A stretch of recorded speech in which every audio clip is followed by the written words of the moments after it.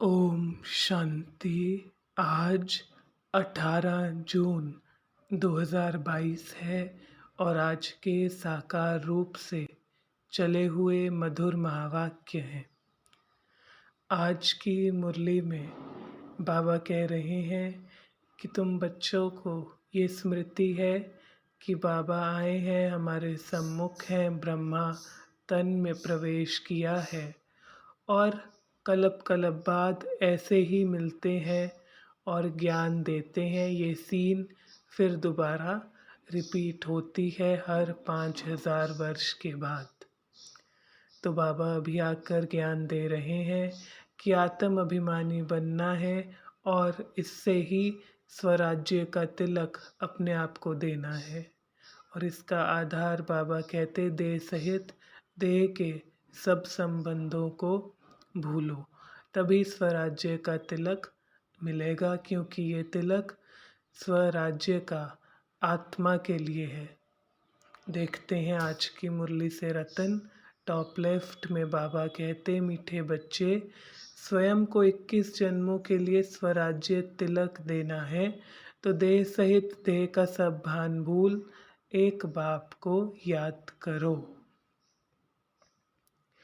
प्रश्न है, गरीब बच्चों की किस सियानप यानी समझदारी से बाप खुश होते हैं, उन्हें कौन सी राय देते हैं?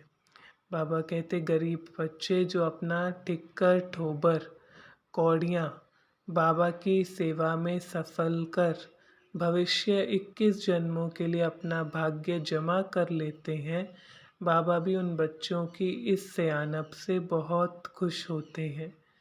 बाबा फिर ऐसे बच्चों को फर्स्ट क्लास राय देते हैं, बच्चे तुम ट्रस्टी बनो, अपना नहीं समझो, बच्चों आदि को भी ट्रस्टी होकर संभालो, ज्ञान से तुम अपनी जीवन का सुधार कर राजाओं का राजा बनो।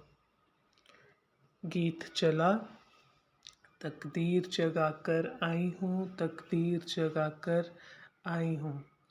तो आज की मुरली में बाबा कहते कि यहाँ तुम आए हो, तुम्हें श्रीमत मिलती है, महामंत्र मिलता है, मन मना भाव। बाबा ने बार बार कहा, बाबा मंत्र देते हैं, मन मना भव मामेकम, यानी देह सहित देह के सब संबंधों को भूल याद करो। फिर बाबा ने कहा कि बाबा द्वारा ही श्रीमत मिलती है तो श्रीमत पर चलना चाहिए। बाबा ने कहा कि वह मत के सागर हैं, यानी जो भी मत चाहिए बाबा दे सकते हैं, वो सागर हैं। फिर बाबा के लिए कहा वो लिबरेटर भी हैं, आकर लिबरेट करते हैं। सभी कहते भी हैं, आत्मा कहती है कि इस दुख की दुनिया से हमको छुड़ाओ। फिर बाबा गाइड भी हैं, क्योंकि वही सच्चा रास्ता बताते हैं, सद्गति दाता भी हैं। फिर बाबा ने कहा वर्तमान समय तुम ही आस्तिक हो, यानी तुम जानते हो परमपिता परमात्मा को और उनकी रचना को भी तुम जानते हो। आस्तिक कौन? जो अस्तित्व को जानता हो परमपिता परमात्मा के और उनकी रचना के। तो बाबा कहते ना कलयुग में आस्तिक है ना सतयुग में, केवल और केवल अब आस्तिक है जो बाबा ही आकर बनाते हैं। बाबा कहते कि वर्तमान में यानी कलयुग में सब देह अभिमानी है, सतयुग में है आत्म अभिमानी। और वर्तमान में बाबा कहते कि तुम आत्म अभिमानी भी हो तो परमात्म अभिमानी भी हो। आत्मा और परमात्मा दोनों का परिचय है, दोनों का एहसास स्वभाव है, स्वरूप पता है, उनका स्वभाव पता है। फिर बाबा कहते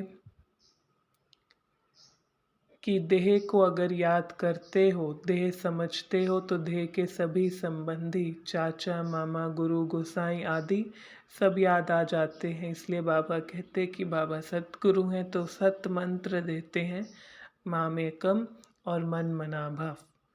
इससे ही बाबा कहते तुम निराकारी दुनिया में जाकर फिर सुखधाम नई दुनिया में आ जाओगे।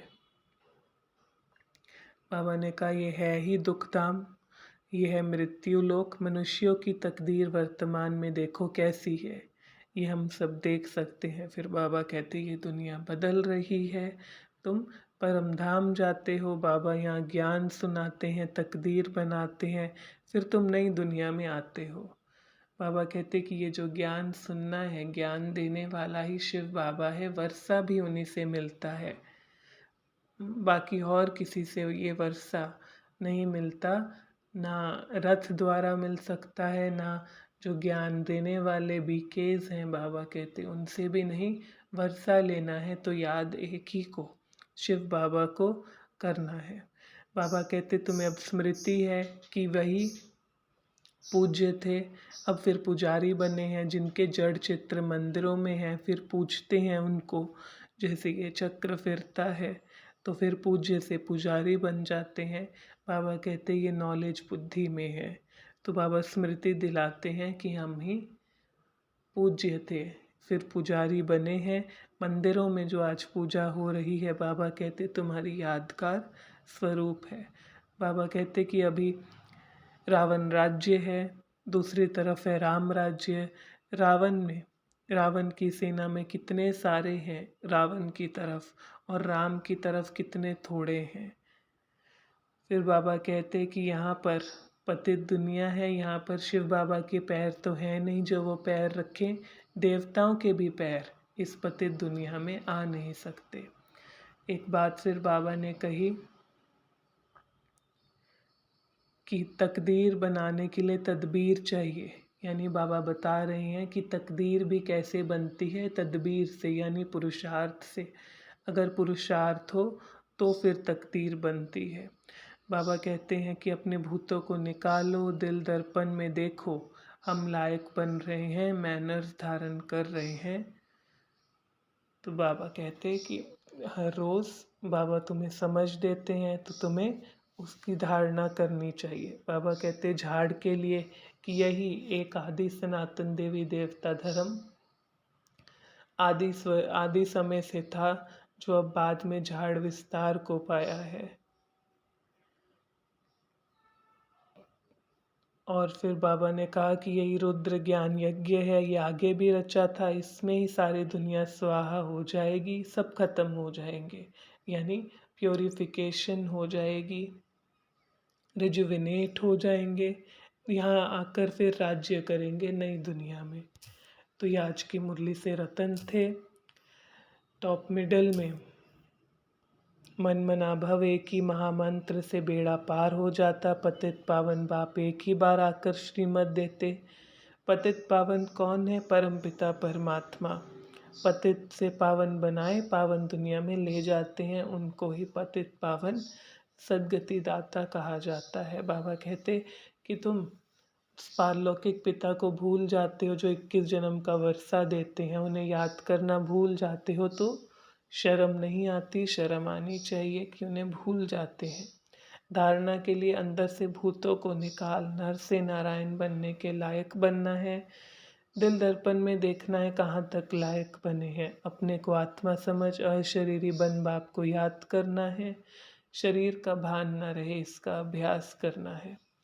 वरदान पवित्रता की रॉयल्टी द्वारा सदा हर्षित रहने वाले, हर्षित चित्त और हर्षित मुख भव। बाबा कहते कि ये पवित्रता की रॉयल्टी ही रियलिटी वाली आत्माएं सदा खुशी में नाचती हैं, कभी कम ज़्यादा खुशी नहीं होती। उनकी दृष्टि, वृत्ति, बोल, चलन सब सत्य होगा। नैन चैन से भी, चित्त से भी सदा हर्षित अनुभव होंगे। फिर स्लोगन था, संसार में सर्वश्रेष्ठ बल पवित्रता का बल है। तो आज की मुरली से रतन थे। अगर आपको कोई प्रश्न है या कोई अन्य पॉइंट पता है, आप हमारे साथ कमेंट बॉक्स में लिखकर अवश्य शेयर कर सकते हैं।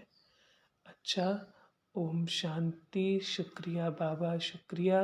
बाबा आए हैं तकदीर जगाने, लिबरेट करने, गाइड बनने।